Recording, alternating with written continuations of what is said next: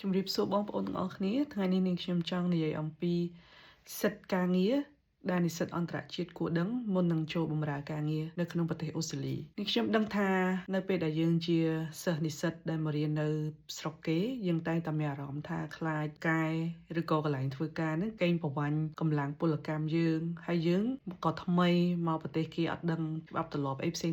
អញ្ចឹងធ្វើការតែមានការភ័យខ្លាចនាងខ្ញុំយល់អារម្មណ៍នេះច្បាស់ទើបនាងខ្ញុំបង្កើតឲ្យមានវីដេអូនេះឡើងដើម្បីឲ្យបងប្អូនធ្វើការទៅទាំងមានទំនុកចិត្តហើយនឹងដឹងពីសិទ្ធិហើយនឹងចេះតវ៉ាការពារសិទ្ធិរបស់ខ្លួនឯងផងដែរទី1បងប្អូនត្រូវយល់ដឹងអំពី minimum wage គឺប្រាក់ខែអបបរិមាបានន័យថាគ្រប់ការងារទាំងអស់នៅក្នុងប្រទេសអូស្ត្រាលីនៅក្នុង website របស់ Fair Work គឺជាស្ថាប័នមួយដែលគេកំណត់ទៅលើប្រាក់ខែទាំងអស់អញ្ចឹងបើសិនជាបងប្អូនចង់ដឹងថាតើការងាររបស់យើងប្រាក់ខែជាអបបរិមាមានចំនួនប្រមាណបងប្អូនអាចចូលទៅក្នុង Google អាចវាយឈ្មោះការងារឧទាហរណ៍បងប្អូនធ្វើការងារជា cleaner បងប្អូនអាចដាក់ថា minimum wage as a cleaner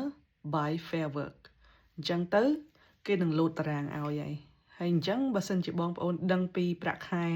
អបបរមារបស់ខ្លួនឯងហើយកុំទាន់យល់ព្រមងាយទៅលើប្រាក់ខែដែលគេឲ្យបងប្អូនត្រូវ research មើលសិនមុននឹងទទួលយកប្រាក់ខែនៅពេលដែលបងប្អូន research ហើយបងប្អូនដឹងពីប្រាក់ខែអបបរមារបស់ខ្លួនឯងហើយបងប្អូនចាំទទួលការងារធ្វើឬក៏ចុះទៅលើកិច្ចសន្យាការងារអីផ្សេងហើយសិទ្ធិទី2ដែលបងប្អូនត្រូវដឹងហ្នឹងគឺបងប្អូនមានសិទ្ធិនៅក្នុងការទាមទារ pay slip គឺជាតារាងប្រាក់ខែ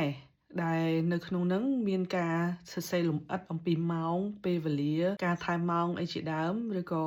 អត្រានៅក្នុងថ្ងៃធម្មតាថ្ងៃឈប់សម្រាកថ្ងៃចុងសប្តាហ៍ឬក៏វេនយប់អីជាដើមអញ្ចឹងបងប្អូនអាចមានសិទ្ធិឲ្យគេចេញ pay slip ឲ្យគ្រប់ស្ថាប័នការងារដែលស្របច្បាប់គឺតែងតែចេញ pay slip ឲ្យបងប្អូនលើកលែងតែការងារយកលុយសុទ្ធគេហៅថា cash in hand ហើយកន្លែងនេះនាងខ្ញុំសូមហាមបងប្អូនដាច់ខាតកុំឲ្យទទួលការងារ cash in hand និយាយរួមគឺកុំធ្វើការងារដែលខុសច្បាប់ការងារដែលកិច្ចមិនបង់ទៅលើពន្ធទៅលើប្រាក់ចំណូលអីជាដើមបងប្អូនត្រូវដឹងថាយើងមកទីនេះជាសិស្សនិស្សិតអញ្ចឹងយើងកាន់ជា visa សិស្សយើងត្រូវគោរពទៅតាមលក្ខខណ្ឌនៃច្បាប់របស់ប្រទេសគេកាលណាដែលយើងធ្វើការយកលុយ cash ហានិភ័យទី1គឺបងប្អូនត្រូវបានគេកេងប្រវ័ញ្ចកម្លាំងពលកម្មដែលឲ្យប្រាក់ខែបងប្អូនក្នុងកម្រិតមួយដែលទាបជាងប្រាក់ខែអបបរិមានៅលើទីផ្សារទី2វាអាចមានហានិភ័យចំពោះ visa បងប្អូនបើសិនជាគេដឹងគេចាប់បានយើងនឹងត្រូវបានគេបញ្ជូនគេ cancel visa ហើយនឹងបញ្ជូនទៅស្រុកខ្មែរវិញអញ្ចឹងយើងខាតបង់ពេលវេលារៀនសូត្ររបស់យើងអនាគតរបស់យើងក៏ចប់ទៅតាមនឹងដែរហើយម្យ៉ាងវិញទៀតនោះគេក៏ផាកវិន័យទៅលើ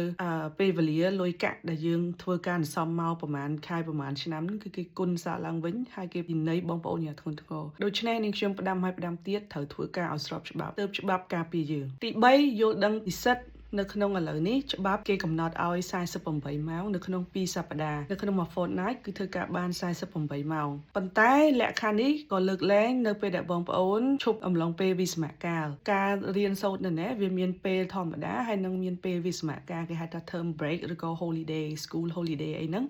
អញ្ចឹងចំពោះ school holiday ហើយនិង term break បងប្អូនអាចធ្វើការដែលអត់កំណត់បញ្ជាក់ម្ដងទៀតនៅពេលដែលបងប្អូនកំពុងតែបំពេញការសិក្សាបងប្អូនអត់ត្រូវធ្វើការឲ្យលើសពី48ម៉ោងទេពីព្រោះថាវានឹងប៉ះពាល់ទៅដល់ visa បងប្អូនដូចគ្នាដែរចំណុចទី4វិញបើសិនជាបងប្អូនយល់ថាបងប្អូនត្រូវបានកន្លែងការងារហ្នឹងរើសអើងជាតិសាសន៍អីក៏ដោយឬក៏មានការបើកប្រាក់ខែឲ្យយឺតយ៉ាវឬក៏អត់បើកប្រាក់ខែបងប្អូនឬក៏បងប្អូនបំពេញកិច្ចការងារថែមម៉ោងប៉ុន្តែគេអត់បើកប្រាក់ថែមម៉ោងឲ្យឬក៏គេអត់ចេញ pay slip ឲ្យឬក៏គេបង្ខំឲ្យបងប្អូនធ្វើការដែលអត់មានម៉ោងពេលសម្រាកឬក៏ត្រូវបានរងការគំរាមកំហែងបញ្ឈប់ពីការងារដែលអត់មានមូលហេតុអីត្រឹមត្រូវជាដើមឬក៏គេបង្ខំឲ្យបងប្អូនធ្វើការដែលអត់មានបងប្អូនមានអារម្មណ៍ថាមានសុវត្ថិភាពនៅក្នុងកន្លែងធ្វើការដូចជាមានការបៀតបៀនផ្លូវភេទឬក៏គេអត់បានផ្ដល់នៅសម្ភារៈការពារសុវត្ថិភាពបងប្អូនត្រឹមត្រូវបងប្អូនមានអារម្មណ៍ថាបងប្អូនត្រូវបានគេរំលោភបំពានគ្រប់រូបភាពទាំងអស់ហ្នឹងបងប្អូនត្រូវរាយការណ៍ទៅ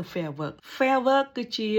អង្គភាពមួយឬក៏ជាអាចនិយាយបានថាជាស្ថាប័នមួយដែលដោះស្រាយទៅលើភាពអយុត្តិធម៌ឬក៏ចំនួនពាក់ព័ន្ធទៅនឹងច្បាប់ការងាររវាងនយោជិត និងនយោជកនិយាយឲ្យសាមញ្ញគឺរវាងកម្មករជាមួយនឹងថៅកែអញ្ចឹងចំពោះការរាយការណ៍ទៅលើ Fair Work បងប្អូនអាចចូលទៅក្នុង website អាចរាយការណ៍ជាលក្ខណៈអនាមិកក៏បានបងប្អូនអាចចូលទៅសរសេររាយការណ៍ជាការសរសេរក៏បានហើយបើសិនជាបងប្អូនចង់ call ទៅគេបងប្អូនអាចធ្វើទៅបានហើយក៏មានសេវាកម្មបកប្រែផងដែរបើសិនជាបងប្អូនអត់សូវច្បាស់ភាសាអង់គ្លេសអញ្ចឹងខ្ញុំសង្ឃឹមថានៅពេលដែលបងប្អូនយល់ចំណុចទាំង4ហ្នឹងហើយបងប្អូនធ្វើការដោយមិនខ្លាចមិនរអើមបងប្អូនធ្វើការដោយទំនុកចិត្តដោយសារតែយើងដឹងពីសិទ្ធិរបស់យើងហើយនឹងយើងដឹងពីរបៀបទាមទារសិទ្ធិរបស់យើងនៅក្នុងប្រទេសដែលគេគោរពច្បាប់អញ្ចឹងបងប្អូនកុំភ័យបើសិនជាបងប្អូនទៅធ្វើការដោយស្របច្បាប់នឹងជួយបងប្អូនច្បាប់នឹងការពារបងប្អូនវីដេអូថ្ងៃនេះមានតែប៉ុណ្្នឹងសូមជួបបងប្អូននៅវីដេអូក្រោយសូមជម្រាបលា